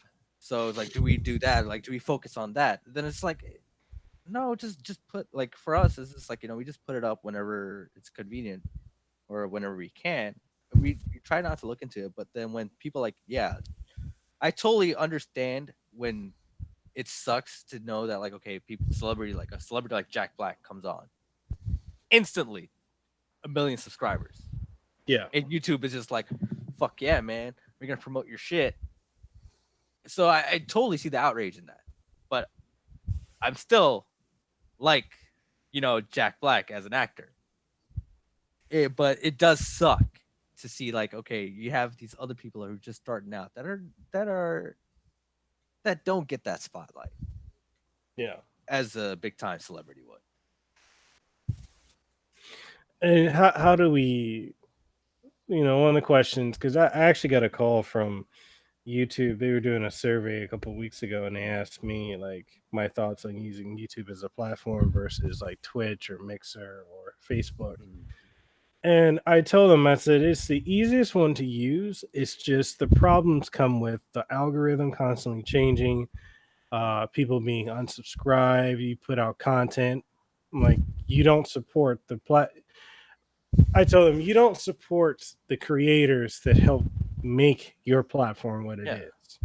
And that is an issue because you've gotten to this point where we helped build you to this point, Hmm. and the only people you push are celebrities or the very, very top YouTubers who Yeah. constantly are in or out of some type of drama. Yeah. Mhm. So, And See, I mean, I can understand all those problems and how they're valid, but for me, I just don't even worry about it because the way I see it is whatever whatever viewers actually find you when you're doing your own thing, um, They're the ones that are actually going to stick with you if they found you when you were that small and unsupported. And ultimately, like, no one can really take anything from you in this sort of situation. Whereas it's just you're gonna find what's yours, your little niche. You know? Yeah. Like I said, it's like a double-edged sword because then it's like, how do you do you blacklist people like that from YouTube? Then it's like it goes against the values of whatever the policy of YouTube is. It's like, hey, come over, create content, upload videos, do whatever you want. Like, how do you discriminate against who gets to be on YouTube? And then it's like, then again, it's like they themselves sort of also do discriminate who gets promoted. Yeah. So it's like YouTube needs to either change, like, come up with a better algorithm or whatever. Like I said, I don't know any background on this on marketing or on that kind of stuff, but it's like we're just like, upload it when we can. But I totally see both sides where it's like, damn, all of a sudden Will Smith pops up on YouTube and it's got his own channel and it's just like he's just uploading 5-second clips and it's like 1,000,000 or 1,500,000 subscribers and YouTube is paying him out for it. It's like, what the fuck? Yeah, especially I really took it. Well, I didn't take. Well, okay, I'm not. Yeah, I did. I took issue with the YouTube Rewind last year, where they had Will Smith, and then they had Ninja. I'm like, Ninja's not even a YouTuber, but okay. Hey, Will Smith, Ninja, and then he had all this other stuff, and then they were virtue signaling like crazy and all this other stuff, and I'm like, this is not YouTube. This is propaganda. And that's the thing, right? It's just, and I understand what it sucks, but then I understand why they do it, because to have that bigger draw to their platform, because those are the people with the most outreach. They're a business, so they're obviously going to think with their wallet. It's like, but then it's like, that's why we started Geek Tank, and obviously you have a passion for your show that you, no matter what, you're gonna do it. Doesn't care how many, whether you have 1 subscriber or 0 subscribers. This is something that in you that you've been wanting to do. And that's with us. It's like, hey, yeah, we're on YouTube. We don't have that many subscribers, but I don't give a fuck. I'm gonna bring whoever is passionate about something, a certain subject, it hasn't gotten a spotlight. I'm gonna bring them on my show and have them let it out. Let it out. Geek out about the things that you're passionate about. And that's one of the things too, is like you start to find ways when you look at how like YouTube is pushing certain people, certain content creators, certain celebrities, and you're making content yourself and not getting the support of the channel of the platform to push your channel, then you have to start thinking outside the box, which is something that I do like, that it's forced me to do, like with the podcast, because I was doing YouTube for a year before doing a podcast, and I was doing reviews and I was doing reactions and all this, and I was trying everything to hit that algorithm. Yeah. And it's like, okay, that's not going to work. Trying to do this on YouTube. Then I did the whole thing of running with YouTube groups and clicks, and oh god, there's a lot of drama with clicks too. Some people take this shit too seriously. Anyway, running with them and realizing, okay, there's a certain, especially when it comes to gaming YouTube, I'm trying my best not to just drop names accidentally. I have this thing where I don't filter what I'm thinking before I say it. It just Oh, okay. That's sometimes like Zia on our show. It was one time. It was one time, and it was a passionate subject. So one of the things I've noticed is some of the bigger gaming channels, the only way they'll interact with you is if you subscribe. Well, you Yeah. donate to their channel or you do their Patreon. Mhm. They'll acknowledge that you exist. If you don't, they won't acknowledge you on any outlet. And that's something that I caught on to after a while. I'm like, I don't really like that aspect of it. You basically using people for cash cows. So I'm like, okay, Yeah. these people have this monopoly on the gaming side, and these people have this monopoly on the tech side. What do I do to myself grow? What can I do that's original? Because you got the people that do the reactions, you got the people that hop on the Soldier Boy console thing, like you Yeah. have 50 million people doing that. And it's like, all right, what do I like to do? How can I put the you back in YouTube? Yeah. All right, well, I like just talking to people. I like games. I like this. So I did that. I focused on that. I found what I wanted to do. And then I'm like, okay, how do I market it? And I shit you not. So the whole Hawaii's number one podcast thing, right? Mhm. And then we can get into some mysticism here at this of law of attraction and all that if you want. Yeah. Yeah. Mm-hmm. I started saying that to market it. Yeah. I was like, yeah, I'm gonna start calling myself Hawaii's number one, having Hawaii's number one podcast. So I started saying that beginning of last year, and I just kept saying it, kept saying it, kept saying it. And then when I would have people on, they hear it and they started saying it. And then next thing I know, I started checking the charts. Oh, I'm going up the podcast charts on iTunes and going up the podcast charts on Spotify Shit. until I hit, when you can search by region. I was like, holy fuck, I'm the number one podcast in Hawaii. So All right.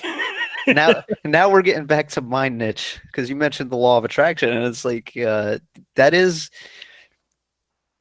something that I consider very real, at least on some level. I Because because even if it's only a psychological level, it helps. Whether it was you actually created this reality for yourself as Hawaii's number one podcast, or whether you started making everyone, including yourself, think it was Hawaii's number one podcast, and that's what shot it up the charts. There's something to it. So that and positive affirmations in the present, of course, always in the present. So, and again, it also comes back to the positive energy. Yeah. And Go ahead. yeah, because like you said, Hawaii's number one podcast.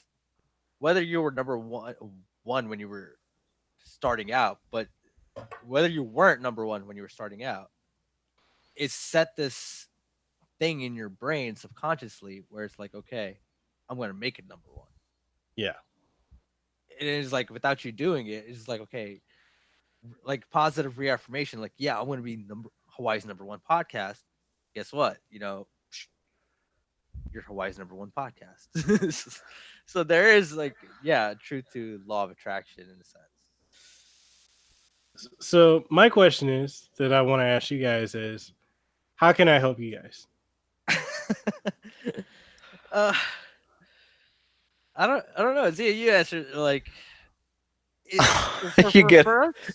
He Okay. passed the ball to you. Take the Okay. shot. okay. The thing is, Well, first of all, we want to help others, including you, as much as you're offering to help us.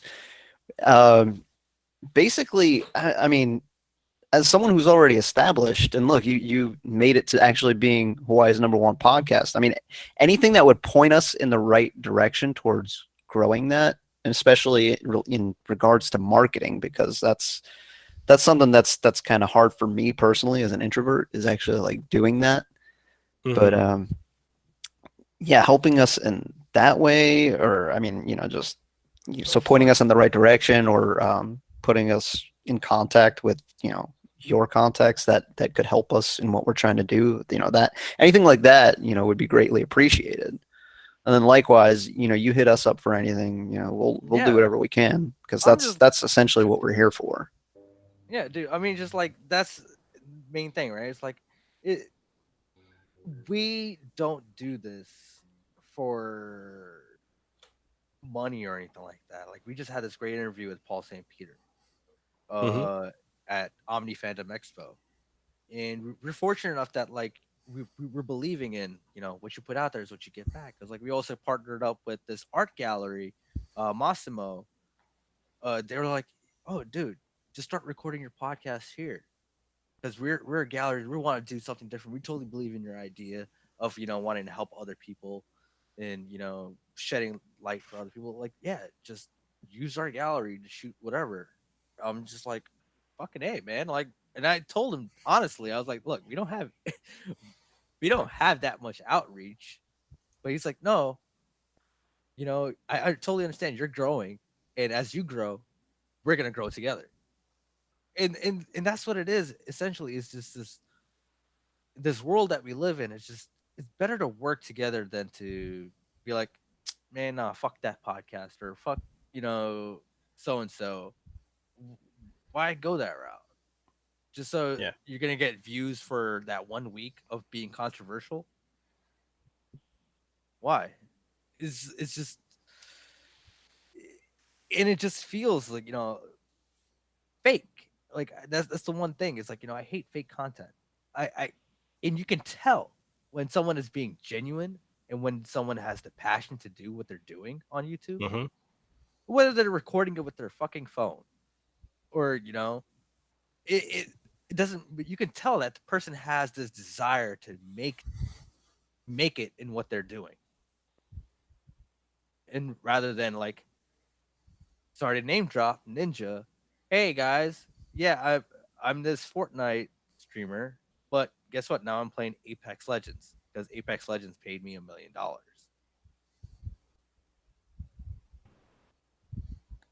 It's It's but true. it, It's it, true. Just saying, I'm not going to blame anyone for accepting $1 million to no, play a video game because I'd I'm probably not. do that And that's the too. thing. I'm not hating on it. I'm not. I'm like it seems like I'm hating on it, but then again, it's like for them that's their business.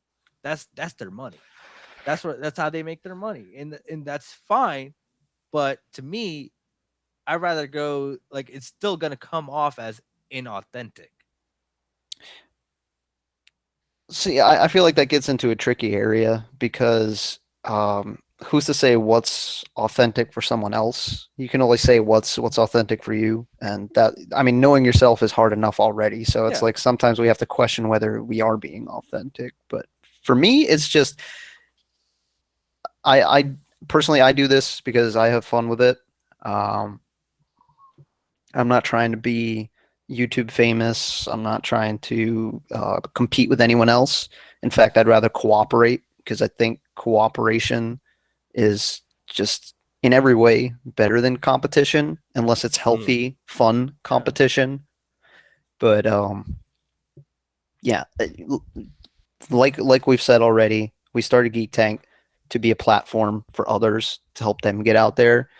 And Central Florida is has a lot of artistic people, a lot of creatives that just can't get the spotlight they need to grow.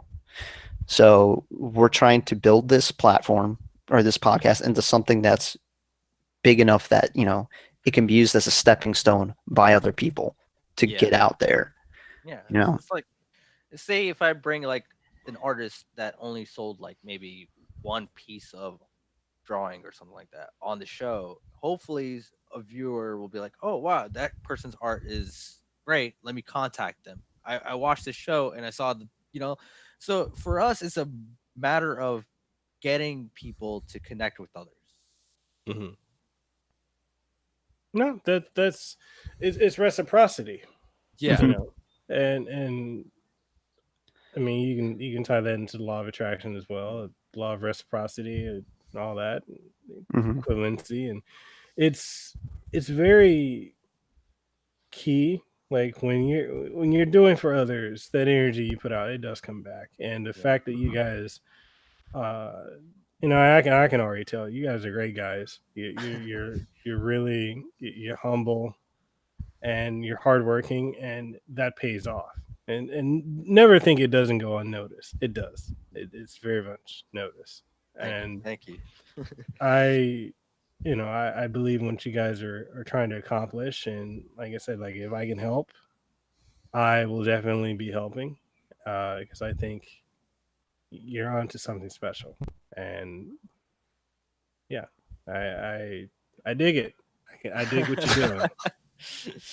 Like I said, man, I can't wait to share this with our 47 million subscribers. Well, you've actually grown since we said that. Are you at 50 What? now? Are we at 50?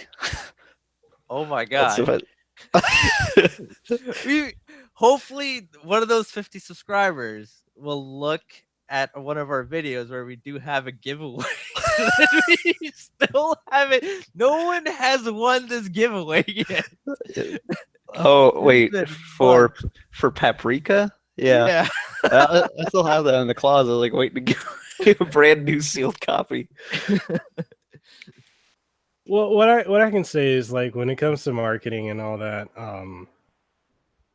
I was listening to stuff from like Roberto Blake and whatnot, Mhm. uh, of how to build your brand and whatnot. I think the biggest thing is when you look at it like case in point, I was telling my wife yesterday because she's started to get more serious about her YouTube channel because she's a Twitch streamer, Okay. Mhm. and she got her first sponsored game stream a couple months ago or a month ago, Mhm. and she's really excited about that. And then she wanted to do more stuff like this, and I'm like, well, if you want more opportunities to do that or to grow, stop looking at yourself as a YouTuber or a Twitch Yeah. streamer. Start looking at yourself as a business, your brand, and what you do, how you conduct yourself, how you reach out to people. Yeah. Just look at it as business opportunities. I said, think of it this way.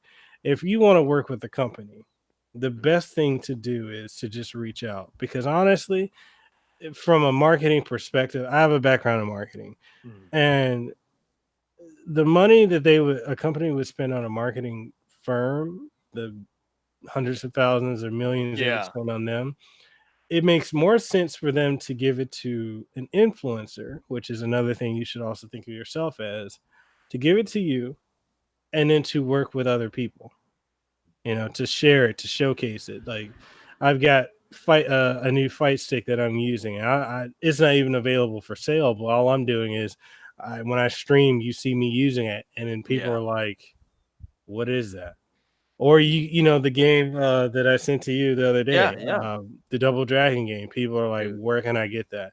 So it's subtle things that you do, Yeah. and when you start changing the way you're looking at what you're trying to do, like looking at your brand as a business and then treating it as such, like Yeah. it changes. And I tell people all the time, I'm like, if you want to interview voice actors, or if you want to work with companies, or you want to review stuff, or you want to reach out to different people, just ask. Like it sounds crazy, It sounds but crazy. Like it is the hurdle that me and Zia like try to like are slowly trying to get over because it's like when we interviewed Paul St. Peter, like for example, Omni Fandom Expo is mhm, it's a small con. So and we had met Paul St. Peter at a different con called EY where he was like just chilling in our room where we threw a party and just drinking with us. mhm, And we got to meet also Crystal Laporte at that party. But and then we were like, okay, man, we gotta land him for a podcast because we had talked to him at this part at the party that we threw. Like we could mhm. record, but he's busy. So it's like we are slowly trying to get over that hurdle, like where it's like where we don't come off as like creepy, as in like Not creepy, it's not but pushy. or pushy. You know what I'm saying? Like I like because the thing I said creepy is because at Omni Fandom Expo, it just felt like since it's a small con, we kept on running into Paul St. Peter, and I felt like I'm like telling Z, I'm like, hey man, does he think like we're stalking him or some shit? Like, Man, I had to tell her so many times, like, dude, it's like this big. We're gonna bump into the same people over and over again. Do the other people that we don't know think we're creepy because we keep seeing them in the hallway? It's like, So it's like I said, it's that social anxiety type thing where it's like, you kind of have to, okay, yeah, you have to be somewhat persistent. Otherwise, you're not going to get that opportunity. If you're Yeah. not going to ask, you're not going to be able to interview them. Yeah. So it's like you have to get over that mental hurdle of like, hey, am I inconveniencing this person or am I actually adding to this person's life? Yeah. And I mean, and you're giving value. Like, Mhm. if the thing is, like, if you can see the value in what you're doing Mhm. and you believe in it, that energy bounces off to other people. Yeah. Yeah. You know. That's the thing. Like, Ruben Langdon always talks about energy and vibrational frequencies and stuff like that. I totally believe in that stuff where it's like you feel bad vibes. Like it's a recurring joke now. It's like, okay, send positive vibes your way.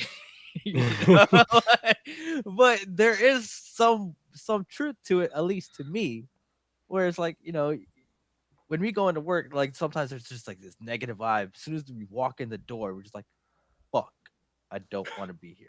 That's me every day I go to work. That's us too. It's just like, dude, fuck, don't you feel like a totally different person when you're doing this? I do. it's just so freeing because it's something that like we just love doing. I swear, I get people at work. There are people at the hospital I work for, and they're like, "Mekel, how come you're not like you are in your podcast in real life?" I'm like, "I am, just not here around you guys." Yeah. You think this job is real life? I mean, yeah, it's just funny to see that. It's like You become Spike Spiegel at work. You keep asking yourself, "Am I living in the real world?"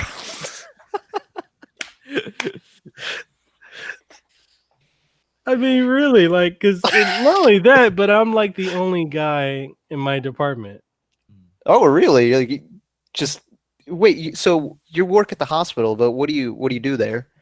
I'm a telephony analyst, so all Oh. their VoIP phones and the switchboards for that, I handle all that for Oh, the shit. call Okay. center. So I'm the only guy, and then it's just a whole department full of women that are what are they? They're call center reps.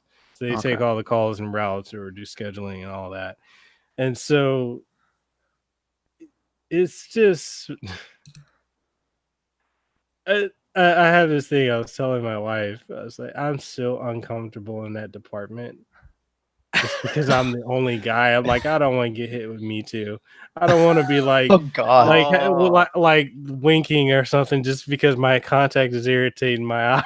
And then they're like, oh, he was harassing me. It's It's funny. scary that guys actually have to worry about that now. That something mean, so benign could be like misinterpreted like that.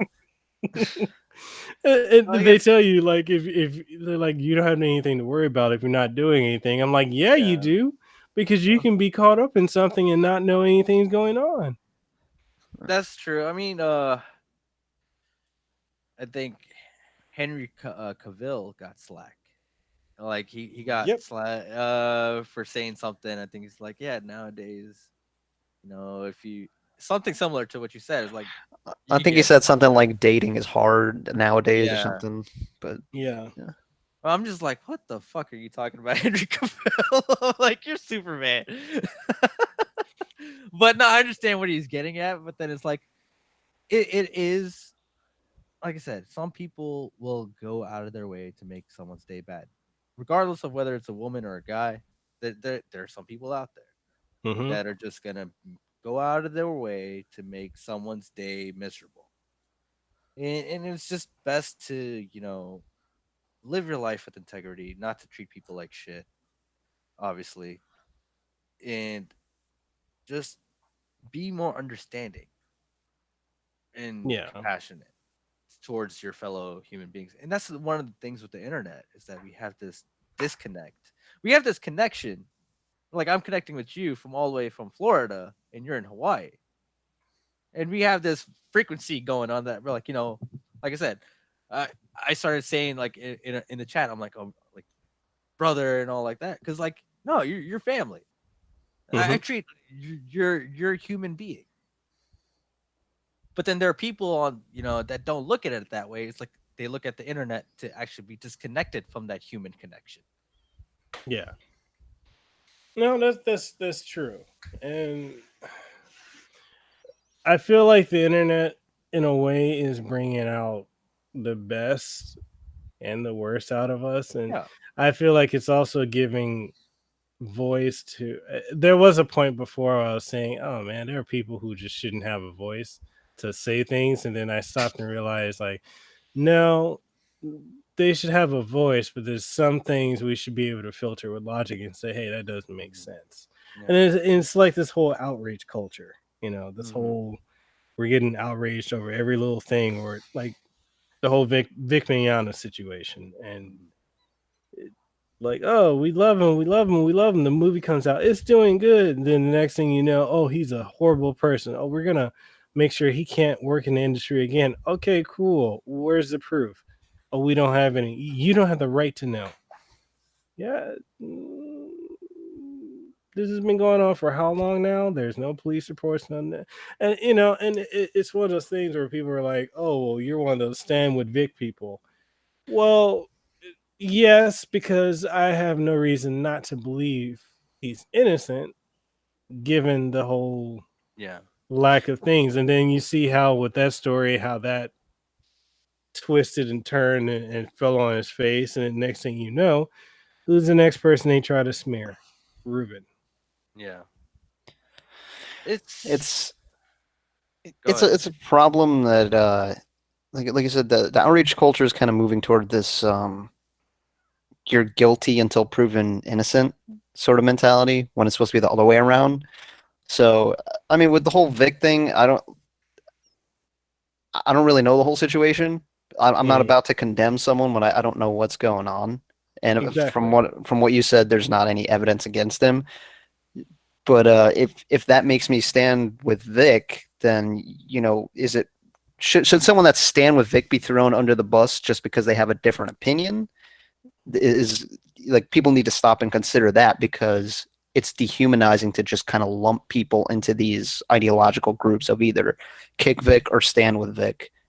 Yeah. And that's problematic. You see it all across the board with politics, even Religion. religion, everything. That it's like, oh, Everything. you're not a human being. You're either a liberal or a conservative. You're a Christian or a Muslim. You're this or that. Whereas people are so much more complicated than that.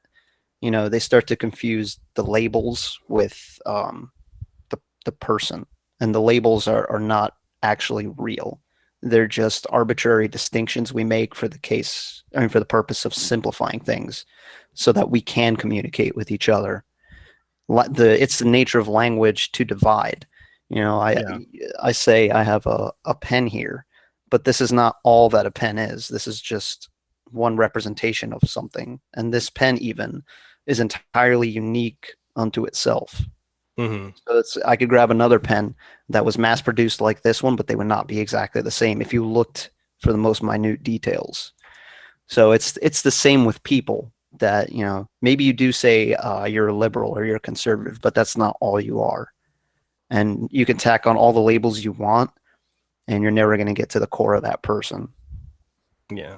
Just And that's the thing. It's like you can't throw someone under the bus just simply and deny their experience with someone, right? It's like Yeah.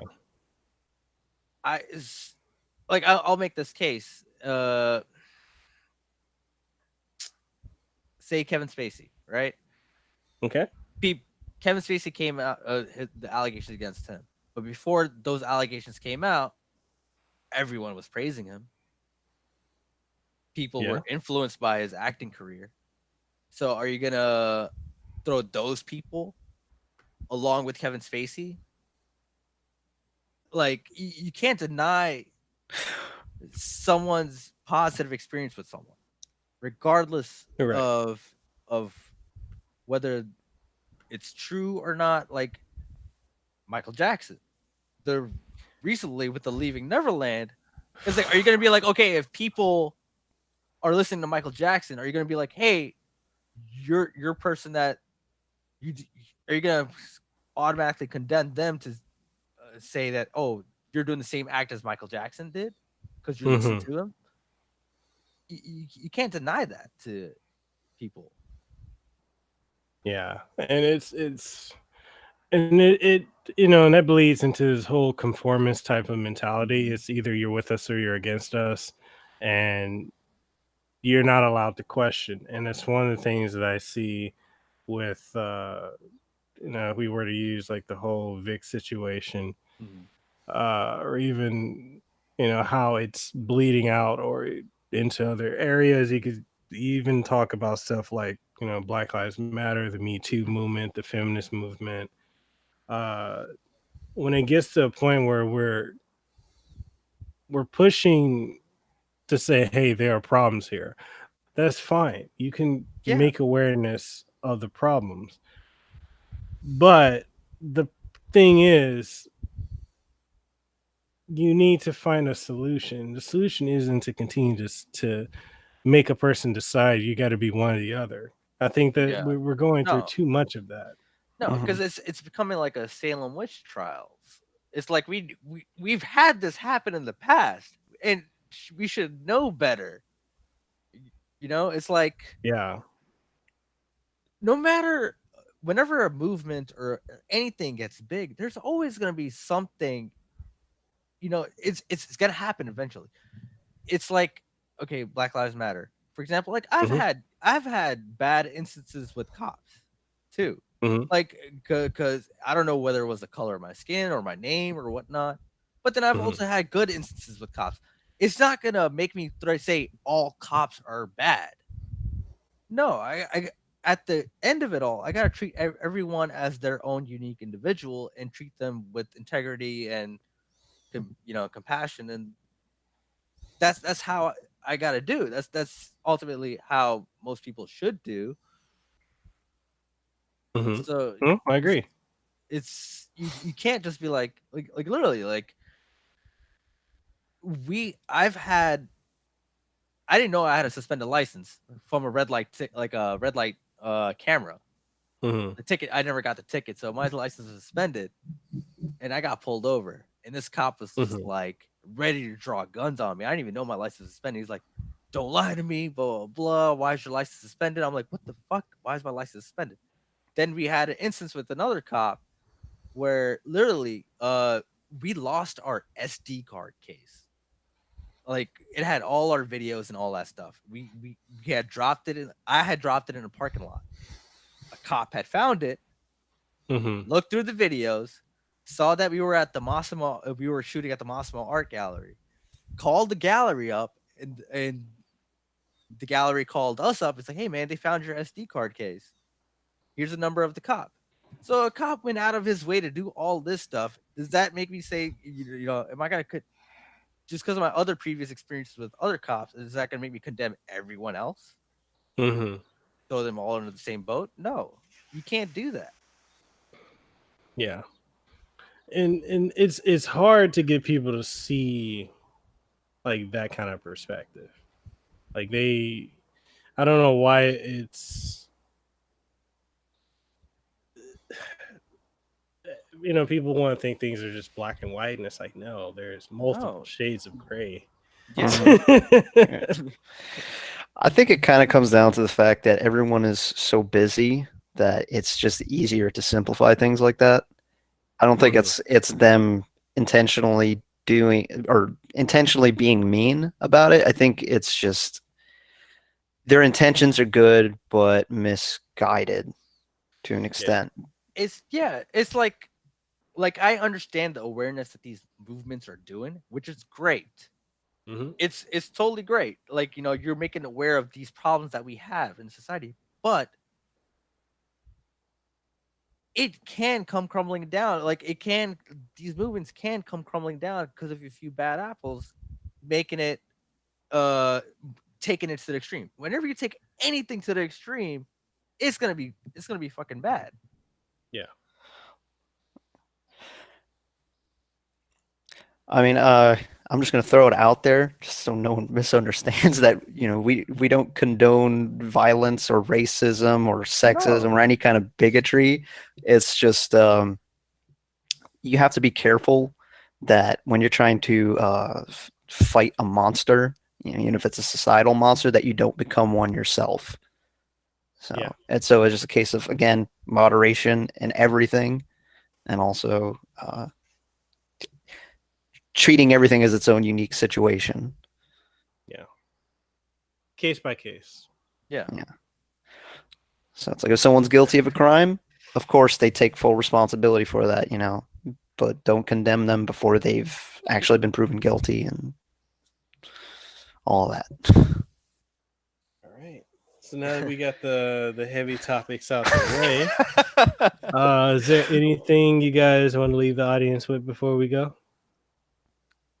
Uh, like I said, we're thankful for you guys subscribing to us. Our our growing millions of subscribers, we're just simply honored to be on Hawaii's #1 podcast with you, and it's just like, wow, it feels like we're doing something right, and you guys are making us realize that we're doing something right, and we hope to provide more and help others more. Yeah, I guess. Hey man, the biggest thing is as long as you're having fun with Yeah. what you're doing and you're being attacked by something like this, that's The all curtain. that matters. It's a haunted house, man. There we go. Tell people where they can find you while I'm fighting this thing. Yeah. What outlets can All they that- find you guys on? So we're on YouTube. You can find us there. If you search Geek Tank, we don't have a special URL yet because we're not big enough. We're also on Facebook. I believe it's Geek Tank, Facebook/Geek Tank Net. It might be. We're also on Instagram, Geek Tank Insta, and the Twitter we never use, Geek Tank Tweets.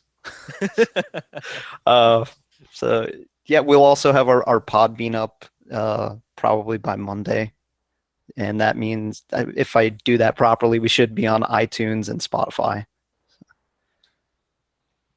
If you ever need help getting on more outlets, I can definitely help you guys with that.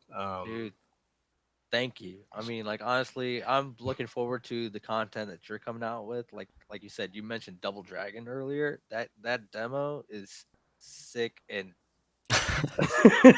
I'm just like, wow. I'm Sick, 30 smoking, plus. stylish. Yeah, exactly. It's just, wow, wow. Like love letter to the beat 'em up franchise. It's just like people need to play that. Yeah, man. Yeah, definitely. Like if I can help out in any way, if there's anything I can do to help someone else, uh, accomplish something or be able to do something, and I definitely will. Like I was telling G5 Plant Gang, who's in the chat, he's on my Discord. I was saying to him privately, I was like, man, I never thought I'd hit 10,000 subscribers. Now that I've done it, I'm like, I can retire from YouTube because that's all I wanted to do. Is I wanted to be like, yeah, Yeah. this is it. This is what I want to do. I wanted to hit that goal, and now that I have been able to do it and do it Yeah. independently without being with the multi-channel network or any of the Yeah, other yeah. things, like I want to help other people achieve that and other things. Like if you want to be a journalist or you want to work for Game Informer, I'm friends with the executive editor. Like I want to help people get into that, or help people get into game development, or help people do anything. Like if there's something you want to accomplish, my mentality is how can I serve? How can I help you? Yeah. So And that's amazing, man. I mean, like you're doing great for not just Hawaii. I mean, like just for the world in general with that attitude and just helping others wanting to get. And that's where we're. That's ultimately like that's what this channel Geek Tank has been for me too. Is like hopefully we build up to a certain level where it's like okay, I can do the same thing. I can. Hopefully, the people that I bring on who've never gotten that chance get to find the people that they need to be with and connect with yeah, the people that can help them. yeah. And likewise, I want to extend the same invitation to you that if there's any way you can think of that we can help, please feel Yeah. free to hit us up anytime. Yeah. And if you're ever coming to Orlando, hit us up. I maybe at some point I might be out there later this year. Oh, okay. Try in August, man. Try and make it out for AFO. But yeah, so thank you guys for coming on the podcast. It's been an honor chopping it up with you guys for I don't even know how long have we been going. I lost track of time. It's been a while. I know this has been a long one. Well, here's like the 2 question: Did you guys Yeah. have fun? Oh, Of absolutely. course. Yeah. Like I said, we were just humbled and honored. We're just like, we're actually being interviewed. What do we talk about? Like, what's gonna happen? Oh man, yeah, and like I said, anything I can do to help. Thank you guys for listening to the podcast. Everyone in the chat, G5 gang, Philip, Coachia, Eduardo, who's came on. Who else came through? I believe there was one other person. Latte Malt. Thank you for coming through. And thank you to everyone who's going to be listening on this for this podcast, as it's going to be on other platforms. So you'll be able to catch it on iTunes, Spotify, Google Play Music, Google Podcasts, Stitcher, TuneIn Radio, Podcast One eventually whenever they clear it, iHeartRadio whenever they clear it. And the other one will be I keep forgetting the name of it. Sirius XM Radio. It will be coming to that. But yes, just search the Casanova podcast. Make sure you subscribe to my amazing guests that have been on here. Their links, all their social media. Make sure you subscribe to their YouTube channel. And let's go ahead and get them up to before this month's over. Let's go ahead and get them to 1 million subscribers. I think 1 million. No, but you guys are at right now. What are you talking about? We were at like what, 50 something million? Billion. Let's change Billion. that. Because when we started the podcast, how many did you guys have? 45. 45, yeah. 35. Okay, so what is this? The 23rd. Okay, so before this month's over, let's go ahead and hit 150 subscribers, and then for next month we're gonna shoot for 1,000. And let's I'm just being, I can see it happening, and I'm believing that it will. I'm believing that you guys have amazing content, and whatever I can do to help, if it's I'm definitely going to be sharing yourself on Twitter and social media thank you, outlets that I likewise. can, because Likewise, I want to help you guys get more discovered, because you're doing great things, and I believe in it. We're all in this world together, and we all got to live in this world together. So why not work together and create something beautiful, right? Definitely.